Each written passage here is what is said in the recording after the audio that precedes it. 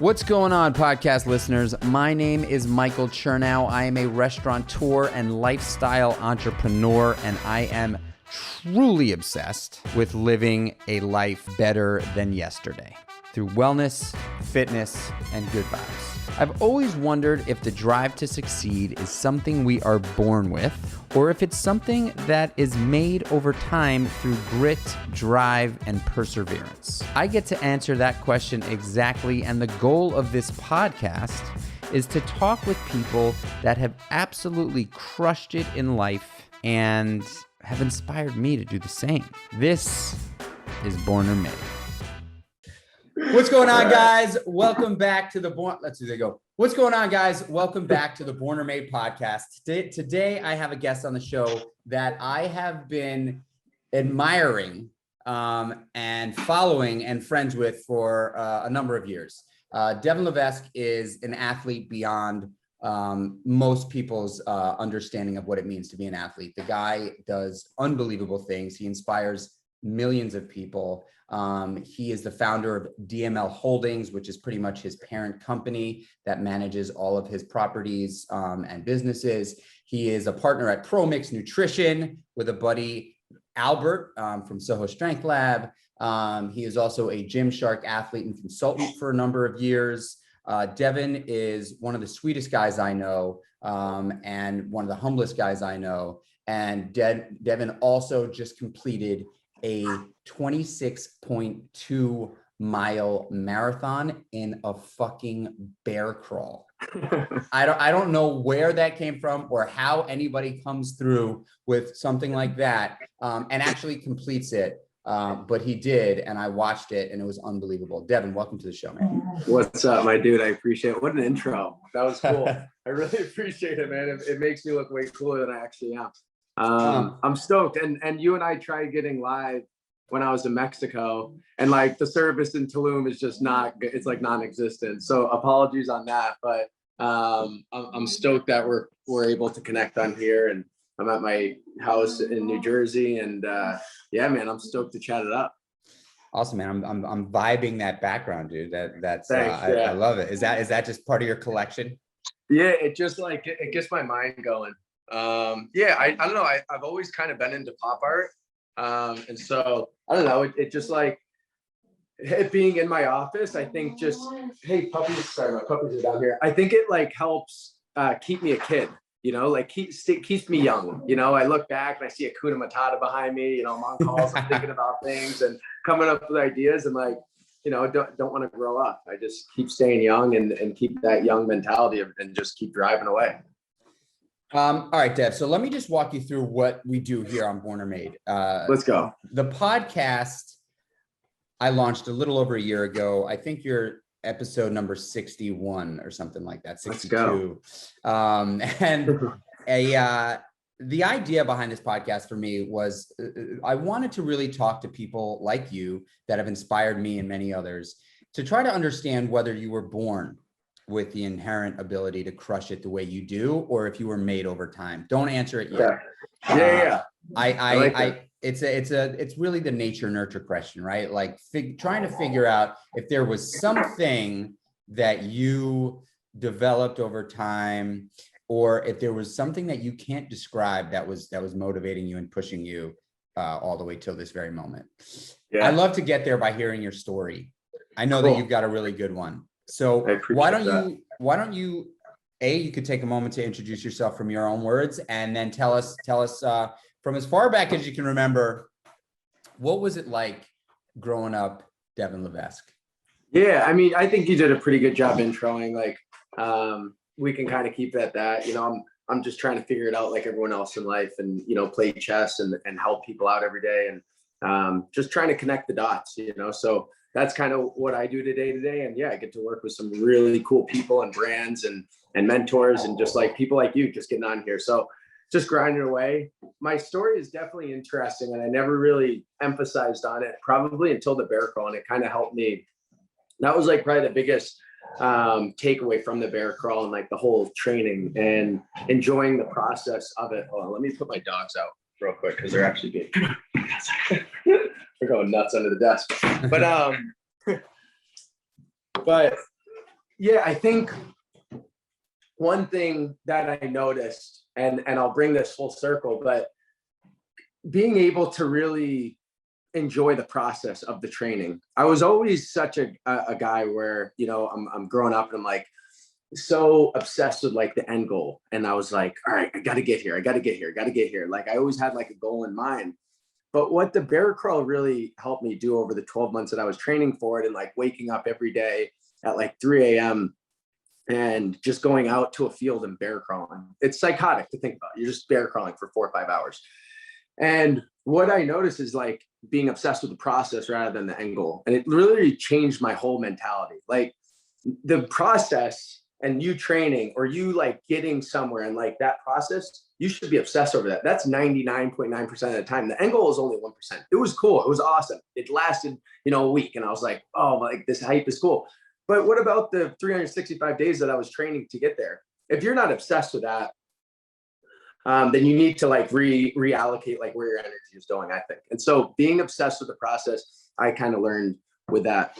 And then the other thing that it really helped me do was kind of just like talk and talk about my past. And like there's a lot of skeletons that start coming out of the closet, but you start feeling like a weight comes off of you. And so the bear crawl, I did it, you know, for mental health and suicide awareness. My father took his life when I was 16, and he was, you know, one of my best friends. You know, he was my best friend. He was the guy I looked up to. I mean, like I was with him every day.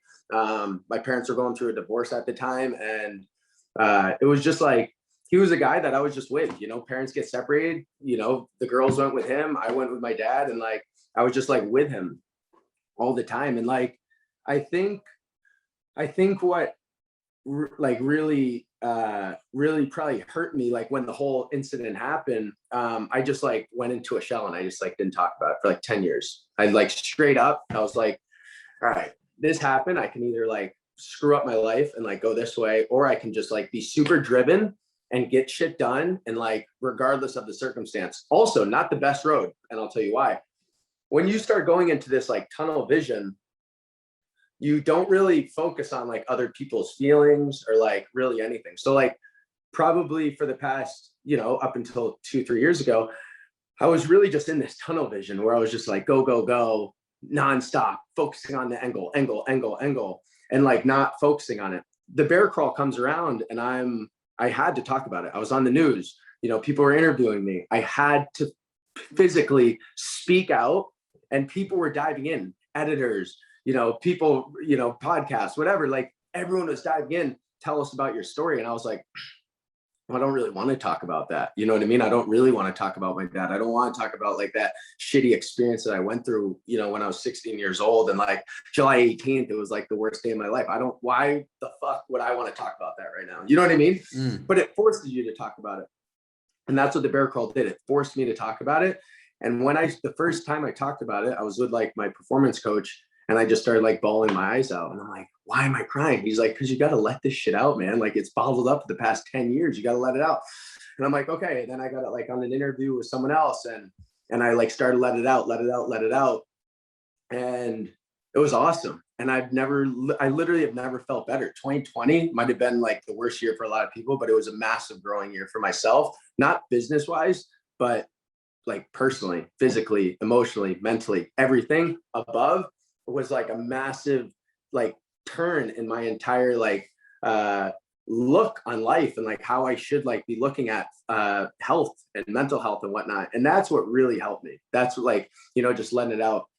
And so it then goes back to like the nurture and nature thing. And like, those are the two main things, by the way. And I'll kind of like cut it there if you have any questions, but it was definitely like me being able to speak out and not having that like egotistical, like, oh, I can handle all the bullshit. And so that thing, you know, really, really helped me. And then enjoying the process was the other one. Like those are the two main things I think that I got out of it that really helped. And now I'm like ready to like help the world, you know, like kind of understand those two things. Wow. I mean, that's a lot, man. And I'm honored that you're opening up that way in this opportunity. I mean, you know, I think one thing that I would share on that is, I had an experience when I was probably 16. And I've been in and out of my parents' house. I mean, I had a pretty shitty upbringing in terms of my relationship with my father. So I had a really different experience than you with your father. But, you know, I walked into my parents' apartment on the 25th floor of a building. And it had been after a pretty bad throwdown battle with my dad. I think it was either earlier that day or the night before, something like that. And I walked into the apartment and my dad was sitting in the windowsill. And I pulled my dad out of the windowsill, and he was trying to like hit me as I was doing it. Right. And that moment was the first time that I've ever really, wow, I haven't even talked about this. This is crazy. Yeah. But I remember so clearly that my dad looked at me in the eyes right then and there. It was the first time I ever really recognized somebody staring at me in the eyes. And it was such a powerful moment for me that I pulled my dad out of a window. And it just, you know, life is so precious, dude. And those moments are like, you know, what's growing you. Dude, it's when tragedy, you know, I think adversity has so much to do with drive. You know, I don't know for you if it was what was initially what kicked it in fifth gear for you. I know for me though, I think I had this sort of I know adversity played a role in my success. I just know it did. So I am also I'm a guy that I do think I was born with a drive of some sort, an obsessive personality that wants to, you know, anything I get, anything that I'm excited about or interests me, I really just dive in hard, probably harder than most people. But would you, so before that happened to you, do you remember what it was like? I mean, were you a driven guy before that? Fuck yeah, I was my whole life. My whole life. My dad definitely used like reverse psychology on me. I mean, he played college football. He was a state champion wrestler, you know, professional bodybuilder, owned a, you know, a successful construction company. My grandfather, same mentality, you know, football, you know, professional arm wrestler, professional weightlifter, like the whole, so like you have these like ego competitive dudes that like brought me up. You know, then my mother, she was a competitive arm wrestler as well. Like all these are just like athletes in my family. And so I think growing up, I mean, I put football pads on when I was 6 or 7 years old, and my dad was my coach. You know what I mean? Like he was that guy that, you know, former college guy just coming in and just like, you know, taking it harder on me than every other player, you know, hands down. Like if you don't win this game, you're walking home type thing.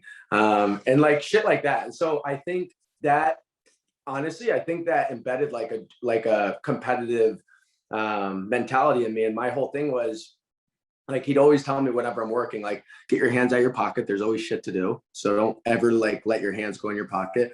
And you have to outwork all these guys because you're my son, and like everyone's going to look at you as like, I'm giving it to you, but like you have to outwork them times 10 if like you really, you know, want to make something of yourself. And I always like remember those two things. Like I'm going to fucking outwork everyone. I'm never going to have my hands in my pocket. I'm always going to keep myself busy.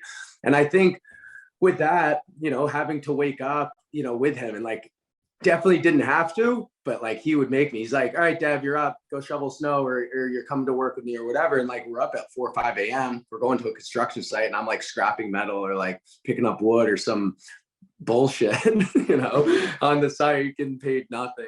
And I think, I mean, he would take care of me, but like, I think that really helped like instill like just like a hard work mentality and like this is what you have to do. And like whether you're doing it in construction, whether you're doing it in business, whether you're doing it, you know, in today's society with social media and all this, like it's the same thing. If you're working hard, you can outwork people. I don't care like what degree they have. I'll outwork anyone. You know what I mean? And I'll get the job done. And that's kind of like my mentality ever since that. And then, you know, when he was going through his mental health, you know, instability and whatnot, when it was probably for like a 2-year span. I was like really noticing it. Like he was a super happy-go-lucky guy, like just giving. And then all of a sudden, boom, it like switched. And it's like, dang, you're watching it. And so probably from the ages of 14 to 16, I would like noticed it. And then the whole, you know, incident happened. And it was kind of like, I was like, all right, I'm either gonna figure it out, or, what am I going to do? And honestly, it just put a fire under my ass to like get it done. And I was just like, I want to go, go, go. What I've noticed though, is like, you need to take a step back once in a while, because your cortisol levels get so high. I'm constantly going, going, going. And you're going to wear yourself out eventually. You know what I mean? And that's where the balance has come into play in the last year, of me being like, Deb, take an off day. Don't work on the weekends. Turn your phone off. Leave your phone downstairs. Don't look at it. You don't have to go super hard 7 days a week. You can go extra hard 4 days a week and take 3 days balance. And so like understanding my life balance, even buying the ranch in Austin, that's a big mental thing for me, having a place to get away to. And so I think back to like the nature versus nurture, I think all of my sisters, I have 4 sisters, we've all grown up that way, and they're all super competitive people. And I think it's from nurture. I really do. I think it's from like the way that we were brought up, and our parents were like, pretty hardcore, no junk food, only health. Like you're working out every day. Everyone's playing 3 sports a year, and like no questions asked. You're working if you want something, and just having that mentality from like an early age. And then having a trauma when I was 16, and that probably, like I said, put a fire under my ass to get shit done even more. I could have gone in either directions, but I think it was definitely a nurture type thing. That's it's well, I'm throwing a lot at you. No, man, no, it's good, because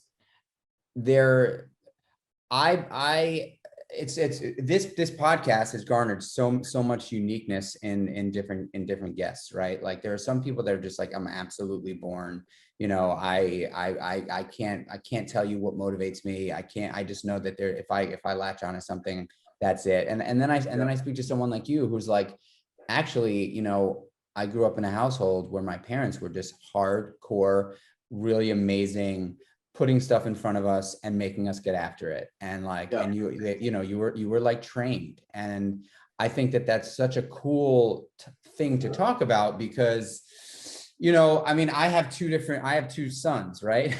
And man, beautiful, by the way, congrats. Like I'm stoked to get to that point.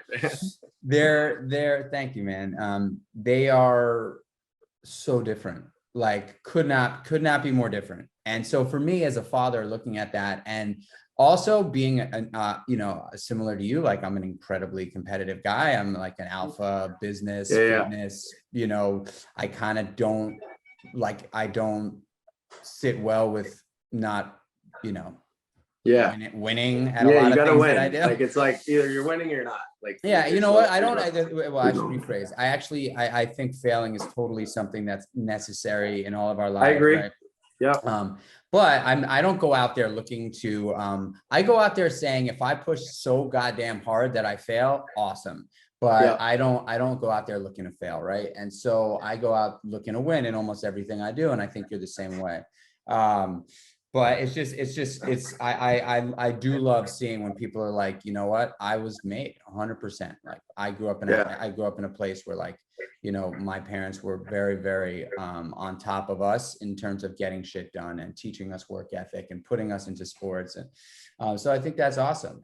I go even deeper into like, when I'm thinking about this, because I do think about it all the time. It's definitely the question, like, Dev, what drives you the most, and like, how do I get to that training level, and like whatever. And like I think back, I'm like, well, I don't know, like maybe it was. And so I think about this, and one of the things I actually think about, like, so in depth is, I grew up in New Hampshire, grew up on about 50 acres up there. We had horses, cows, we'd milk our own cows and shit, and we've never had a tar driveway. It was always like rocks, and these fucking rocks, they weren't like little pebbles. They're ones that will like kind of jab you, like they're kind of sharp. And like, I know my parents definitely weren't thinking about this, but I start thinking about it now. Growing up on a gravel driveway, I had to always walk on my toes, always, no matter what. Like you're just walking around and your feet are like kind of getting stronger, and I'm walking on my toes. And I truly think that is one of the big, I don't know, additives or, big additions to my athletic ability is me always walking on my toes on a gravel driveway my whole life, and it developing that explosiveness that I have now. And people are like, well, where do you come up with that? And I'm like, well, I'm on this thing for 16 years of my life, and I'm just like walking on my toes at the prime stages that you're going to learn athletic ability, functions, hand-eye coordination, whatever. That's where your body's really developing it. If you look it up, it's called myelin sheath. It's like it's almost like the scientific term of muscle memory. And it's like, if you do like in-depth training, you're able to like be that much step above. It's like, you know, why Brazil and Brazilians are so freaking good at soccer. Well, if you go down to Brazil, it's a dirt road and a leather ball. But then, you know, when they get to the Premier League, it's a big rubber ball on grass. So it's like easy for them. So now my thought is going even more in depth was like, yeah, I grew up on gravel. So that's why I'm always running and like walking on my toes, and then it develops explosiveness. And I think it goes hand in hand with the business and the hardworking and just like all the things that I would learn from them, because I was like oversaturated with all this information and training throughout those years. You know, you're a dude that's in high demand. You know, people want to work with you from, you know, straight up business brands to consumer goods to, you know, athletic brands. What do you think it is? Why, you know, like you're obviously a great athlete, man. There's no energy. doubt about it. It's energy. Fuck yeah. Let's talk about it. Let's talk about it. If you give me $1, I'm giving you $100 worth of value all day long. I will outvalue anyone and I'll undercut it, but I'm going to give you the most value. And with that is also going to come energy. I'm a big believer in positive energy. And what you give out into the world is what you're going to get back. You know, the classic book, The Secret. It is true. The amount of times I wake up and maybe I have a shitty morning, I immediately try to fix that to make it a good morning, like immediately. Because if I continue, it's, you know, I spill my coffee, I trip over something, you know, this isn't done. You start to think that and you're like negative. But if I spill my coffee and I'm like, you know, I could have actually cleaned something up today. This is good. And I switch it real quick. Now everything's back to positive. And so going through my life and just trying to be as positive about the circumstance as possible and about every situation, I think leads to better energy, and it attracts better energy and people into your life. And then it's just a snowball effect. All of my friends, I was going through a list. My birthday's coming up, my 29th birthday. We're doing paintball capture the flag on my ranch in Austin. And I'm going through my list. And I'm like writing down all my buddies. And they're not necessarily people I grew up with. They're people I've met along the way. And there's about 45 invites going out to all my buddies. And all these motherfuckers are positive. There's not one person that's in my group that's like not open-minded, that brings negative energy. They're all open-minded, driven, positive people. And I'm like, dude, it's about to be 80 people, just like positive, like overdose of energy. And like, that's what you need. And that's going to then guerrilla market into more things and more people and more people. And I think that's the biggest part of, you know, why you say I'm sought after. I think it's the energy. It's the positive energy and implementing that into life. We need more positive energy. I don't even turn on the news anymore. I'm like, or ever. I'm like, it's too negative. I like, if there's a positive news station, I'll go on it. But like, I'm not like anything negative. I'm like, get out. Like, I'm not with that. You know, I can't agree with you more. You know, I guess a lead up question to that, or a follow up question to that, is something that because I agree with you absolutely. Positive energy is my oxygen. I am a positive guy. Look at that super coffee. It literally says positive energy on the front. Yeah, oh, does it? Yeah, super coffee, positive energy. Yeah, man. I mean, it's one of those things where you know, I probably never told you this, but I've been sharing about it a little bit on social. The first thing I do every single morning, the second I realize I'm awake. So I wake up pretty early. And all of us wake up with some level in today's day and age, and with some level of anxiety, whether you 100%. Yeah, every morning. The first thing I do when I realize that I'm awake, like when I know it's not like 2:30 in the morning, when I know it's like 4:45 and I'm like, all right, I'm getting up. I take off my eye mask. I open up my eyes. I look up at the ceiling and I smile like this from ear to ear. 15 seconds. 15 seconds I count in my head, and I always try to think of different things gratitude wise. But I always end up at the same place with my wife, my 2 kids, sitting at our breakfast nook at our house downstairs, having breakfast with the sun coming through the window. My brain always goes there because it's the thing I'm most grateful for in my life, I guess, I would imagine. But it's the first thing I do every single morning without fail. And I feel, and sometimes I'm like trying to get through the 15 seconds because I'm counting and thinking at the same time. But I sometimes get an out loud laugh, which is like a blast of serotonin. But I also feel this sort of warmth of optimism and positivity wash over my body first thing in the morning, man. I do not let that anxiety like take the reins. Because once you give it the opportunity to take the reins, it's a wrap, you know. It's it. Because then it's a snowball effect of negative. And you're like, I'm not letting that in. I'm going to make it positive real quick in any way, shape, or form. I believe in positivity probably more than anything. Culture and positivity are absolutely massive in everything I do in my life. I've got a question for you though on that. So as a positive person, just like me, when you and as business guys, you know, you're involved in a lot of different opportunities and businesses, like you have to deal with a bunch of different personalities. What happens when you encounter a really negative person? It happens all the time, you know. I twist the scripts. I try to help them open their mind a little bit on why they could be more positive, or why this situation, if it's a super negative situation, how we're all going to learn from it. And I try to look at the positive in that situation, even to the point of, like my videos, some people are like, oh, your workout videos are too crazy. And I'm like, well, they're good for me. I like going to the gym and I like testing my body and doing, crazy shit. It's just like, I don't know, it's just what I like to do. And so like, you'll have people like repost and be like, this isn't real training or whatever. And what I'll do, usually I just won't respond. I'll just be like, but if I'm like feeling spicy, I'm like, yo, you know what? Like, I'll reach out to that person and be like, yo, we should actually like get a workout in. I want to educate you on like a couple things. And like, I'm like, yo, here's my number. Text me if you're ever in town. Like, I'd love to. And like, it flips a switch on them completely. And they're like, damn, this kid just like reached out to me, called me out, but wasn't like, fuck you. It was more like, dude, let's link. Like, let's collab our minds, and I'll show you where I'm coming from and you show me where you're coming from. And I bet you will have better. And so I use this thing. It's called Out in the Air. And so at any point, I don't care who it is. I don't care if it's a billionaire. I don't care if it's a junior level marketing. I don't care who it is. Wait, pause 1 second. Pause 1 second. I just got to do one thing. My card just fucking shit, man. The card on my thing just totally. What happened? Did it? Oh my God. Are we still live? No, we're live, but the card just filled up, so I just gotta like erase something. I can't believe this. Oh shit! All right, yeah. Pop this motherfucker in. Hold on 1 second. Okay. Fuck. I'm sorry, dude. This has never happened to me before. We're on a roll. I know we're on a fucking roll. Here I go.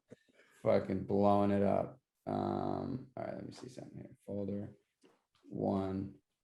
Let's just erase all these fucking things. Bio. 1 sec.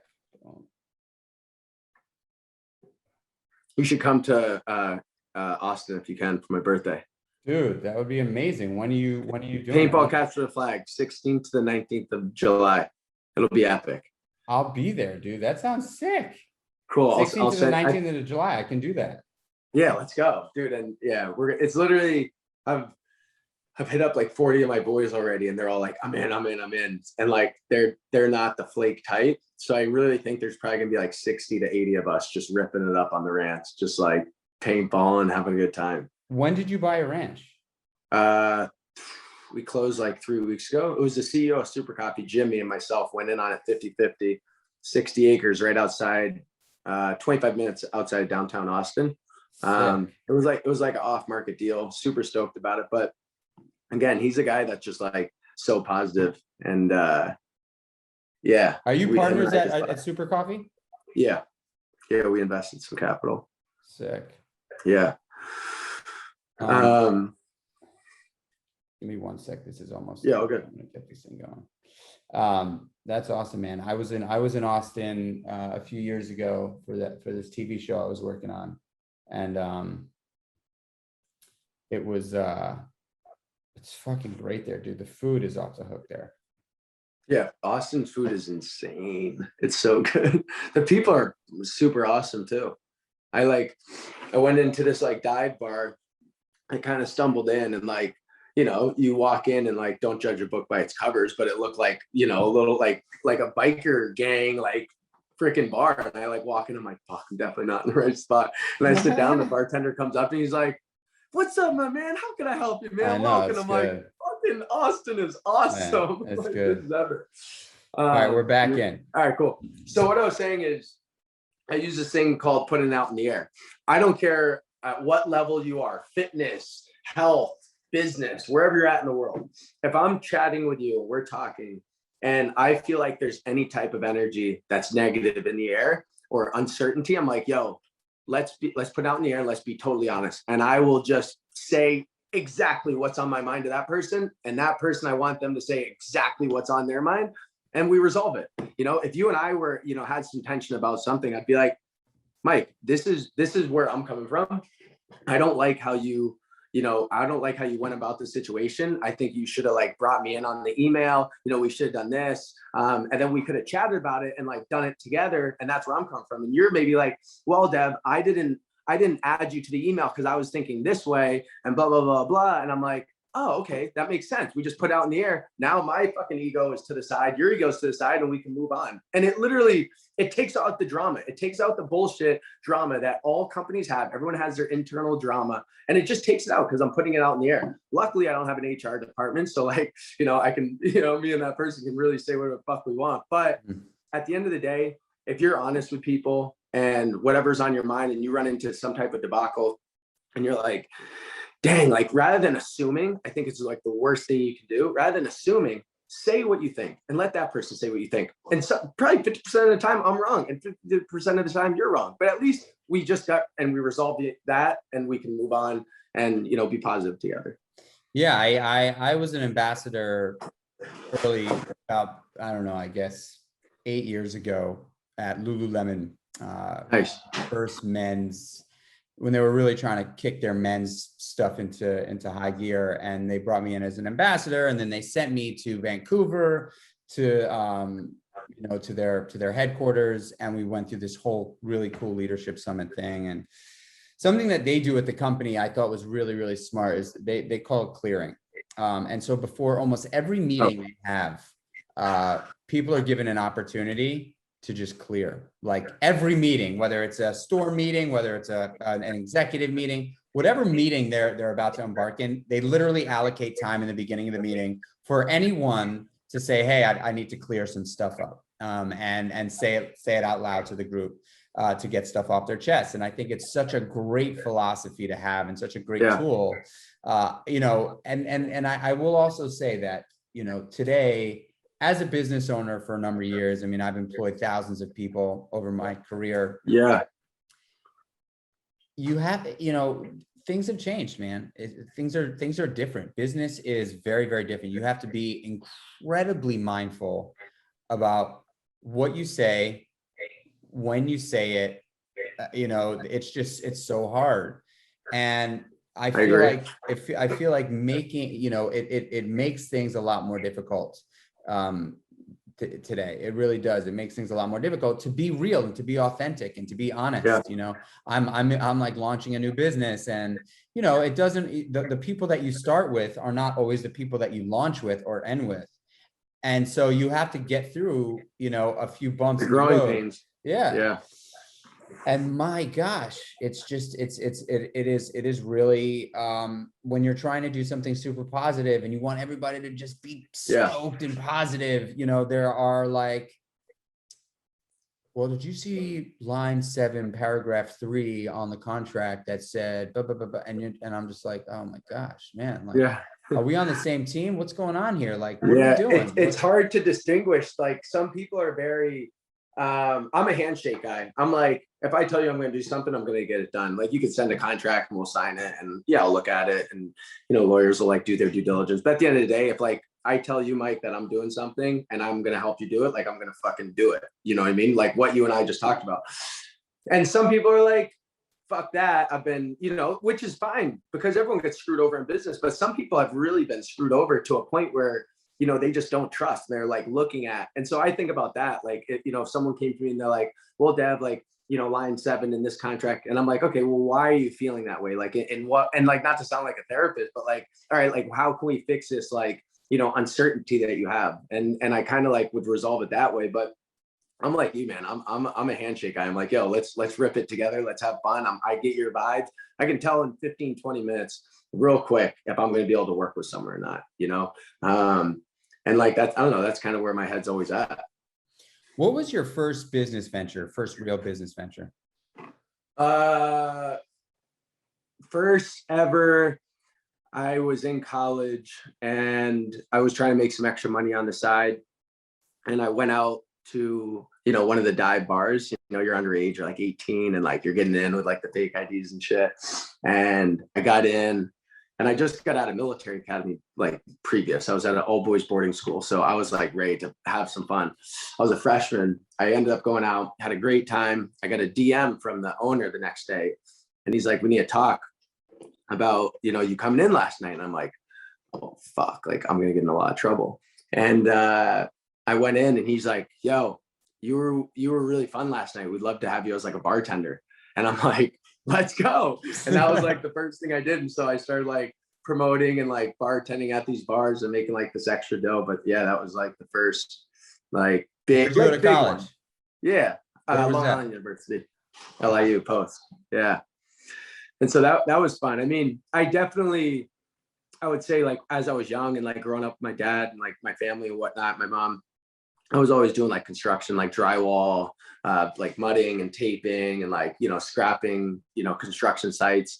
And so that was like the real, like, blue collar nitty gritty, like $10 an hour. I was like stoked.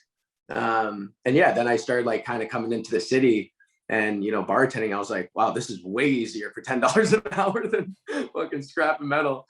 And so, that obviously, turned some gears. I was like, this is fun. And yeah, kind of went from there. God, man, you say that so like leisurely with drywall and taping, that could be one of the most that could be one of the best skill sets to know, man. Because first of all, I could drywall your whole house right now. Like, yeah, I know like the screws, cutting, taping, mudding, the whole 9 yards. But the craziest thing is that like, it's a real art form. Actually, like I'm in the business of, I mean, for a number of years, the business of building restaurants, right? I mean, open up a bunch of restaurants. Yeah. And like drywalling is like, it's like magic, man. Like you see these guys come in and you see these walls that like they put up and they're like seamless and perfect and beautiful, but you watch the process and they're actually putting these sheets of wall up and then they're taping them and sanding them and put, like, it's just such a beautiful thing. And you could take that skill set anywhere, dude. You can work anywhere, like in any country in the world, and be able to do that. I think it's so funny. My uncle still owns one of my uncles still owns like a drywall company, and like, he's in his 50s and he's still just like, putting up 80 to 100 sheets a day, which is like very impressive, and just like ripping it. And I'm like, and he's in shape, like he's in great shape. It's a workout. I mean, you're lifting up these sheets, you're holding them up, trying to screw. Yeah, it's definitely getting thrown into that at a young age was probably pretty beneficial now that I think about it. Yeah, well, I also think just being exposed to that kind of work with your hands, right? Just in general, hand-eye coordination, that kind of work with your hands, it builds a level of confidence. My business partner at the meatball shop grew up in a construction family, and I did not. Although my father was a master electrician, he didn't show me shit. And so, but when Daniel and I opened our first restaurant, we built it together. We didn't hire any contractors. And so the confidence that dude had just from being able to do things in a construction capacity was beyond. I was like, whoa, dude, this guy he's a really smart guy. He's an incredible chef, but like his level of confidence, because he is not afraid to take a power tool and just throw it into a wall, right? Just Sawzall, like no questions, just like, it's just like second nature. And for someone who doesn't have a lot of experience with that, man, like the it's scary. Well, it's scary, but also just like the feeling of freedom when you're like, fuck it, I'm doing this. Like, I'm gonna go for it. You know, I remember the first time I'd never worked with a grinder before. And in the restaurant, there were these metal tables that were cemented into the floor. They literally put table bases on the floor, and then they poured cement over them. The fucking stupidest thing I've ever seen in my entire life. Never moved those tables anywhere in the event of wanting to have to like maybe clean the restaurant. So I'm like sitting there, and he gives me a grinder, and he's like, all right, man, you're gonna grind those table bases out of the cement. And I'm like pretending to think I know what I'm doing. And I'm like, all right, man, you just got to you got to tell me what to do. Man, I was so stoked at the end of that job. Like at the end of sawing all those, grinding all those table bases off, I was like, this is such a freeing feeling, man. Like, I wanted to play with power tools forever. Anyway, on a tangent. No, but dude, it's definitely like, it's very rewarding. You know what I mean? And it's even to the point, it's like, yeah, you have a dishwasher, but like sometimes I like to, do my own dishes and like clean them, because I'm like, it's so much more rewarding than just like putting it to the side. Like, wow, I actually just cleaned all those. It's like very satisfying. And it's the same thing with like, even with the ranch, like we noticed that there's a shit ton of cedar trees. And for those that don't know cedar trees basically come in and they just like take up all the water on a property. They just like go in and chokehold all other trees. And so like, they're kind of a nuisance to have. You have to, property manage and like take some off.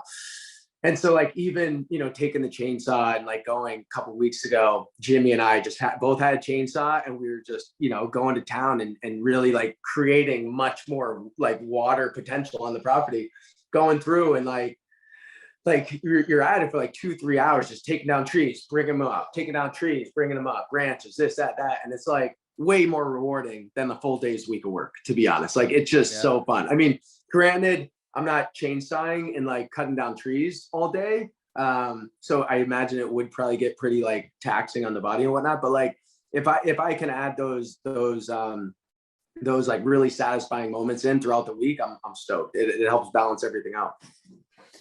All right, I want to get into your fitness stuff. So you start in the hospitality business when you're in your late teens and early 20s, and you're working in hospitality for a number of years, right?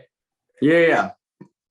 What did you so when I as I told you about the bartending thing, I was also bar backing at like a restaurant in Long Island, and I was just like I'll say it, I was just the best fucking bar back you'll ever have. Like, I made these motherfuckers' jobs as easy as possible. Like, everything's clean, you have everything. I'll wipe whatever you need down. Like, I'm just hustling. I was getting to know people. I started to like the industry. That's probably where I really fell in love with it. Like, having control of a restaurant and like kind of knowing like, all right, I'm setting up the tables, I'm cleaning this, I'm taking this. Like, it's like kind of gaining control of it.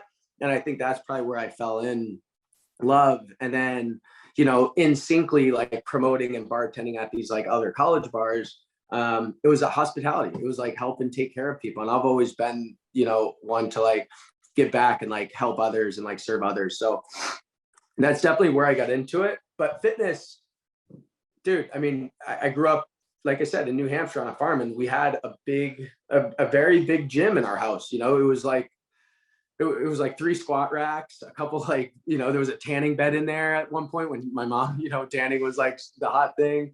I mean, there was like 2 sets of like just massive dumbbells, like, like I think it was like 5 to like 150 pounds. People were always coming in and out of our house, like the weightlifting. It was almost like a free gym membership. And so I've been surrounded by this my entire life. I don't know why I didn't get in on it earlier, to be honest. Like, I've always played sports. I've never thought of making fitness something that you can kind of live off of. And I never thought the shit I was doing was like, I don't know. I thought everyone else was doing it. I was like, I don't know. It's like not that interesting. And then my buddy came to me as I was in the restaurant industry, this kid DJ. And he's like, yo, you got to start posting your workouts online. And I'm like, why? He's like, they're the craziest things I've ever seen. Like, you're doing flips off of this shit and like doing this and that. And like, no one's doing that. Like, you got to post them. And I'm like, all right. And so I started posting a couple, and it was just my style. Like, I'd tell people to try it, be safe, like if you want, but like, this is like me. I'm not a trainer. I'm not certified. I'm just growing up. This is how I train, and this is how I get shit done. And a couple of them just started getting picked up. Barstool, ESPN, Sports Center. And that's really when like traction started to gain. And I was like, cool. And then brands started to reach out, and I was like, wow, like you could actually probably create like a business out of this. And like, it's fun. It doesn't really feel like work to me at all. This is definitely not drywall. This is like the lowest touch, like possible work outcome I could probably have. And like, it's so fun. It literally does not feel like work ever. I'm like this, I'm stoked to do this. I'm stoked to like help people out if like they need help, like with fitness or like business. And like, now I've kind of like merged both together. And I'm like, I wake up every day and I'm like, I'm super pumped. I'm like, this doesn't feel like work whatsoever. It's just fun, you know, especially compared from where I came from, drywall, and like doing that majority of my childhood. I'm like, come on, like people are gonna bitch about this. This is the fun stuff. What does a normal day look like for you? Monday, for instance. Yeah. So I woke up, I listened to a prayer every morning. It's usually anywhere from like 5 to 8 minutes. Like you look up at the sky and like, or your ceiling and just smile. I immediately go get my phone from downstairs and I listen to a prayer. Like before I check any account, it's like I just have a connection with, you know, Jesus and God. And I'm like, I gotta pray this morning. And so I sit in the bathtub, usually put like Himalayan like pink salt in there. I put the prayer on, listen to it for like 5 or 6 minutes, and I sit in the tub for honestly maybe like 20 or 30 more minutes, and I just like chill and like think about my day process. And then it's off to the races. You know, it's fun. Then it's like meetings, calls, meeting up with people, linking people together, you know, staying positive, connecting in any way, shape, or form. Like if we're contracted to a company, you have our entire network and vice versa. So like whatever that entails, you know, just playing chess and like helping companies grow, investors, you know, helping, you know, if they need new athletes on a brand. And then, yeah, just helping drive the needle of that company and just continue to push it forward and keep that top of mind. You know, giving the people, you know, what they want for the most part. You know, I just started YouTube, you know, people want to see like more in-depth stuff. So, you know, starting to focus on that a little bit, but overall it's like, I have like 8 or 9 p.m. or 9 a.m. till about 4 p.m. And I do that on purpose. I used to do 6 to like 7 p.m. But I was like, Jade, who's like, she's my assistant and just like helps organize everything. I was like, Jade, what if we practice what we preach and we go even more into balance where you and I only talk from like 10 to 3 p.m. 5 hours a day. That's when we have our meetings. That's when we get shit done. And the rest of the day is for life, you know, hanging out with the dogs, hanging out with the family, hanging out, like doing whatever you want to do in life, just outside of business, but between like 10 and 3 p.m. So we've been trying that for the past couple months. And it's cool. It's like you're just held to a certain time and you're jam-packed in that time, but you're focused and you know, I'm sitting down and I'm really hyper focusing on pushing the needle. But then outside of that, it's enjoying life for sure, you know, and just like enjoying the process. I love that, man. I love that. Yeah. I think more of us, and I actually do believe that this time is crazy. We didn't even touch on the crazy year that we've all lived, the year and change. But I do believe, I know for me, man, without a question of a doubt, you know, and I know for a lot of people in my network, this time has opened up that style of thinking for so many more people because we've all been forced in, right? And I know, and I think for you too, right? Like my creative energy really comes from other people. Like I don't love being alone. I mean, I don't mind being alone, but I really do love creating with others and collaborating with others. And I agree. I think the opportunity to be positive really is made much more gratifying when you're with other people being positive too. So it's been harder to do that in this crazy time in the pandemic. Like I'm sitting in my office. Yeah. It's really my fucking guest bedroom in my house. I love it. You know, and this is where I'm at. Like I'm here, I got my fucking treadmill under my desk. Oh, let's go. Like, I sit here or stand here and walk, you know, like I got some good light in here. So, you know, it's like, but I will say that like I've been ending my work days at 5:30 every day. I just have. And I start super duper early in the morning. And for me, work is also my fitness, right? Like people are like, you know, like I'm like, yeah, I work out from 6 o'clock in the morning till 8 o'clock in the morning. And that's part of my work, man, because that gives me that sets me up for success every single fucking day. Like that is without that, I'm useless, right? Like, I agree 100%. And I think also, like, you know, through this whole thing, what people have realized, but maybe not put a name to it, is like, you're not really getting dressed for work anymore. You're not traveling to work. And that means you don't have to come back from work or get undressed from work. And so you're getting like 2, 3, 4 hours back in your day. And like, what are you doing with that time? Are you self-care? Are you working more? Are you focusing on family? And so I've taken that time and I've allocated, and I'm like, I'm going to spend more time, you know, with my dogs. I'm going to take them to the park. I should be taking them to the park more, right? I should be spending time with my girlfriend. I should be focusing maybe more on like my recovery, because I'm always go, go, go. That's kind of why I started, implementing the baths and whatnot. And I'm like, it takes about 66 days for you to develop a new norm. That's whole Gymshark 66-day challenge, right? And we've been in the pandemic way longer than 66 days. And those norms have now become reality. And I'm not changing them. I'm going to continue doing the bath. I'm going to continue taking my dogs to the park. I'm going to continue working, really 10 to 3 p.m. hardcore, and having the rest for like my personal life. And those norms aren't going to change. You know what I mean? Those are now implemented in my life. And I think that is a positive that I've found in this pandemic. How do you stay present? Listening. The best way is it's really hard. And I think probably for you as well, we're always, go, go, go. And we have all these ideas, and we're like trying to collaborate and just do this shit.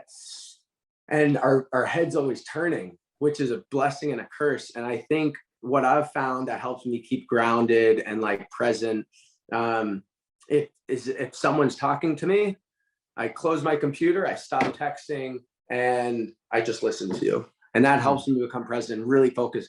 And dude, it's the hardest thing. I mean, it's hard because my mind's racing, like with a million different things going on. You know what I mean? And being able to be mentally tough and trying to separate, like, okay, I have 10 things I'm trying to get done, and this random person wants to talk to me right now.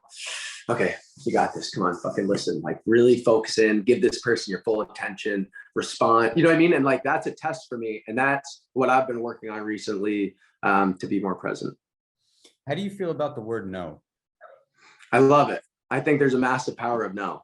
I use it all the time. And I read it in a book maybe like 3-4 years ago. And I've used it, and I've used it to some pretty significant people. And I'm like, fuck yeah, I said no to that person. And I'm like, dang, like that's, not to like big time someone, but it's a good feeling. And it's good to know that like you can say it.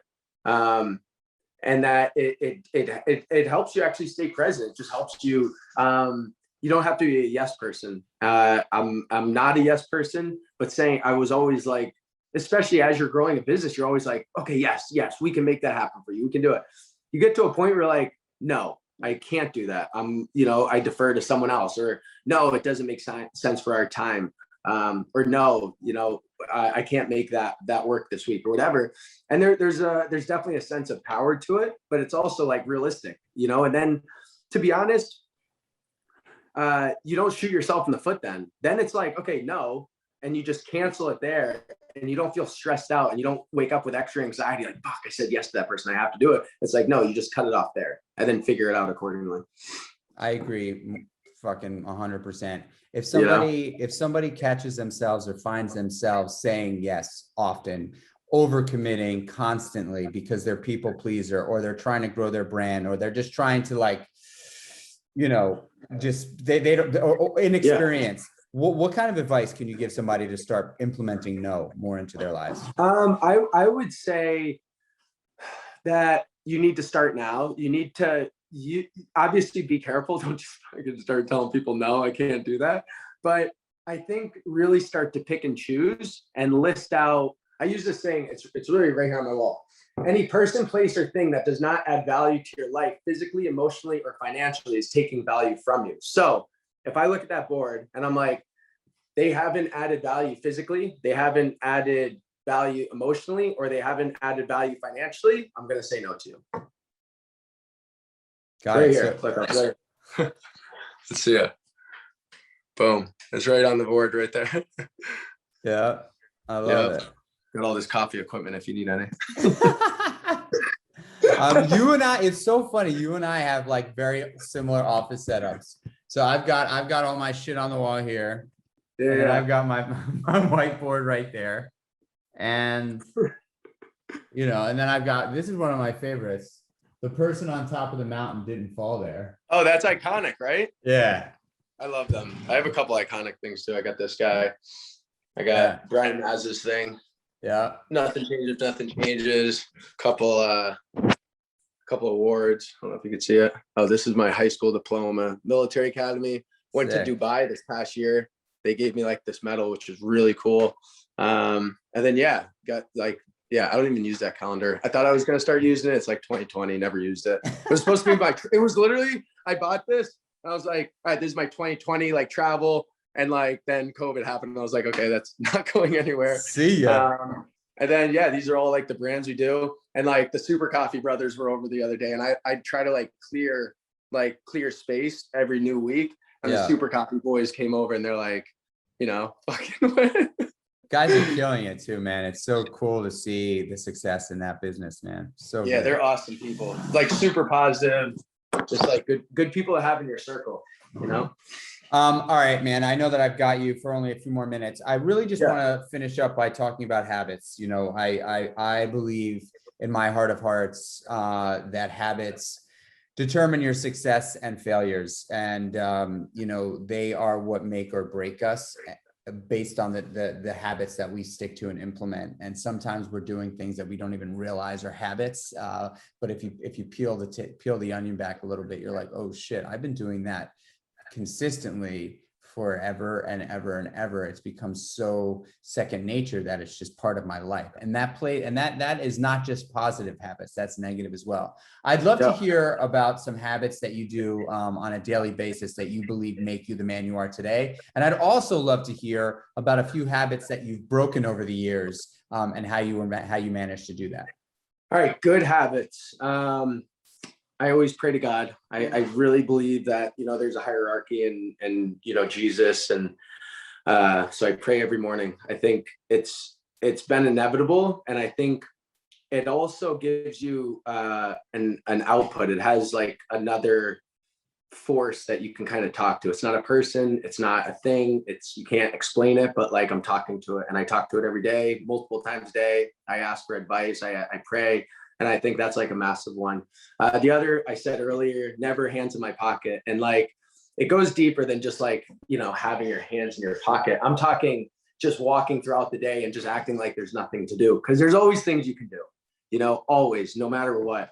And that's probably the biggest thing that's helped me succeed in certain areas, is like always keeping myself busy. And that's something that it's very hard for people to do. Because they're like, what do I do? Like, where do I start? What do I do? Whatever. And it's like, just keep yourself busy and just keep grinding away and just have fun doing it, but always keep yourself busy. I might get off the phone with Jade and she's like, we're all caught up. And I'm like, no, we're not. Let's go. And I'll just make up 20 different things to do. You know what I mean? And so I think that's like another really good habit. And then exercise, you know, that's it. You know, you get this, people are like, hey, like, how do I get in shape? You know, what's the best way to cut weight in 30 days? I'm like, that's not how it works. Like I don't even think about it twice about I'm working out today. It's like, it's so inevitable. It's so automatic. It's in my routine. It's like, if I don't sweat today, I feel like my day is definitely not complete. You know, even if I'm just sitting in the sauna or doing a light jog or something, like you have to be active. That's what's keeping your entire body, the thing that's driving you, that's what's keeping it going. You know what I mean? Bad habits. Listening to people. I'm trying to break that right now. I'm really trying to like dive in, and random people I know, my best friends come over and sometimes I just don't listen. I'm either on my phone or just not. Like my girlfriend will look at me. She's like, you're not even thinking about like this right now. And I'm like, no, my head's in a million different places. So I'm really trying to break that habit right now. Just like honing in, focusing, and listening to people. Another habit that I've broken is not working 24/7. I think there was a whole Gary Vaynerchuk part in our lives, especially entrepreneurs. You see Gary Vee and you're like, go, go, go. This guy's fucking legend. Like, I got to go. And it's not true. It's not, and I love Gary Vee. But you don't have to go, go, go. That's not the goal of life. Right. And I used to think it was. I'm like, I got to go, go, go. Dude, enjoy the freaking process. This is it. Like, enjoy it as we speak. Like, take a sec 3 times throughout the day and be like, I'm alive. I'm healthy. I have friends. My family loves me. I love my family. Like, I have, like, think about the things that you can be grateful for and just be more present. And so I've definitely broken that over the past 2-3 years. And I'm still working on it, but I think those are like the three habits that I'm trying to break, and if not have broken. What about your morning routine? Yeah, bath, pray. I've started to leave my phone on in my office, which is like the basement. Our master is 3rd floor. And so like I started putting it on like the kitchen and like the main floor. But I kept hearing the dings and like so I'm like, I'm still connected to it in some way. I know someone just messaged me or emailed. And so I'll just put it downstairs in my office so I don't hear anything. Obviously I could just shut off my phone and not hear anything, but I like having it on and whatever. So that's like part of it. I come down, get my phone, and I try to sit in the sauna almost every day. It's just, I see you in it as well. It's just like, there's something about just sitting in the sauna and sweating and, and I just feel amazing. I feel like, I like a new lizard with like new skin, I'm like, all right, I'm good for the day, then always have my coffee. I drink coffee and I microdose psilocybin every morning, maybe like 4 or 5 times a week. Wow. Yeah. Can you tell us about that? Yeah, for sure. I'd love to. So, and I'm starting to be more open about it.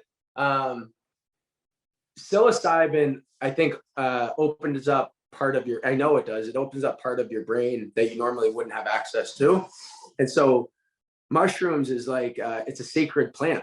And people have been using it for centuries to really open the mind and in the psychedelic world. And of course, just like anything, if you overdose on it or if you're taking too much, you're going to get loopy. If you drink 10 bottles of tequila, you're going to have alcoholism. If you smoke too much weed, you're going to be a zombie. And if you take too much mushrooms, you're probably going to see 3 different types of dinosaurs.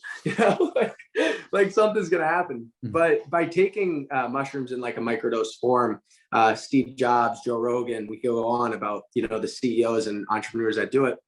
It just helps open your brain. Everything's emphasized a little bit more. You're more focused, you're more positive, and you're creative as a motherfucker. Like you are just like going. And I think that's probably what I like about it more. It helps me think even more outside the box than I normally do. And so I'll go 2 days on, 1 day's off. And so usually 4 times a week, never on the weekends. And are you on right now? Yeah. You are. Sure. Fuck you, we got Dev on the pod tripping balls. No, I'm joking. No, I feel good, man. We're ripping. That's so good, man. That's so good. I have friends that are hardcore about microdosing.